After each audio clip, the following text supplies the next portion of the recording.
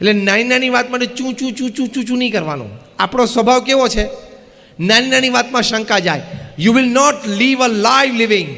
જીવંત જીવન તમે નહીં જીવી શકો જો નાની નાની વાતમાં તમે ચૂં ચૂં ચૂં ચૂં કરશો તો. આપણે પાર્ટીમાં કે ગેધરિંગમાં કે લગ્ન પ્રસંગે ગયા હોય ને, કોઈક આપણી સામે આમ 2-3 વખત જોવે ને તો વિચાર શરૂ થાય, કેમ જોતો હશે, કેમ જોતો હશે. હવે એનો ઉત્તર આપું તમને, કેમ જોતો હતો આપું ઉત્તર. એને આંખ છે ને જોવે, તે બહુ વધારે પડતું માની લીધું કે મારી સામે જોતો હતો. અને 2 જ વાર જોયેલું, તું જે 5 વારની વાત કરે છે ને બાકીની 3 વાર તો એ આમ જોતો હતો ને તું વચ્ચે આવી ગયેલો. અને લગ્ન પ્રસંગમાંથી પાછા આવે એટલે પાછા રિસેપ્શનમાંથી પાછા આવીએ એટલે ઘરે જતાં જતાં ચર્ચા કરે અને ઘરે બેસીને કરે.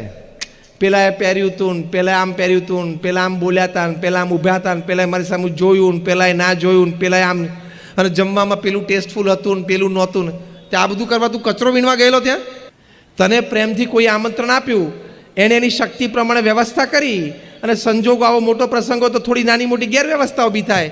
તારે પ્રેમથી એને મળવાનું હતું, એને મીઠું મોઢું કરાવવું હતું, તને તો પ્રેમથી કરાવ્યું. અને ત્યાં જે બ્રાઇડ ગ્રૂમ હતા, પતિ જે લગ્ન ગ્રંથિથી જોડાયેલા હતા, એને શુભેચ્છા અને આશીર્વાદ આપી દેવાના હતા. તારે ક્યાં બીજી ટીકામાં પડવાનું હતું?